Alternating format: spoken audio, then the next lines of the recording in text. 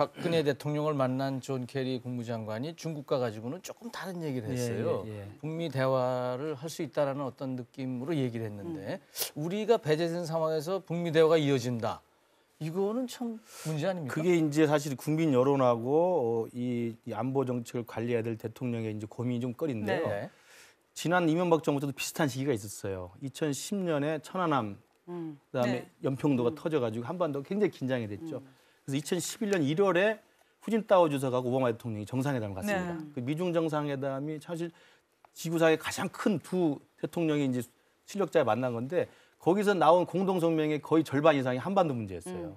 그러니까 미중이 모여서 한반도 문제가 더 이상 연평도 사태 이후에 긴장이 고조되는 건 위험하다. 참 우리나라 문제는 이렇게 다른 나라들이 그럼요. 마치 어떤 얘기한다는 느낌이냐면은 거예요. 우리나라는 인질이 된 느낌이에요. 그렇죠. 사실상 지금 북에 인질이 되고 있는 거고요. 북의 핵의 인질. 예, 그럼요. 핵의 인질. 그래서 이제 그에서 긴장을 낮춰야 된다. 그래서 남북 관계 개선이 중요하고 육자회담이 중요하고 막 이런 이야기를 했어요.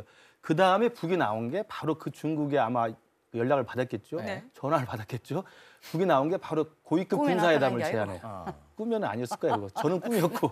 그래서 고위급 군사회담을 북이 계속 전화하니까 북이 제의합니다. 남쪽에 대해서. 네. 남쪽이 그걸 안 받을 수가 없죠. 그냥 군사적 긴장이 고조된 상황에서 북이 먼저 고위급 군사회담을 제안하고 해야죠. 거기에는 천안함 문제도 논의할 수 있다라고 아젠다를 받아줬거든. 그래서 제안을 받았는데 또 그 고위급 군사회담을 위한 예비 실무담에서 이제 결렬이 되거든요. 그래서 안타깝게 됐고 그 다음에 결국은 제가 좀 말씀을 좀 드리면 북미회담으로 가는데 이명박 정부의 자존심이 있기 때문에 남북회담을 거쳐서 북미회담을 가게 돼 있는 거야.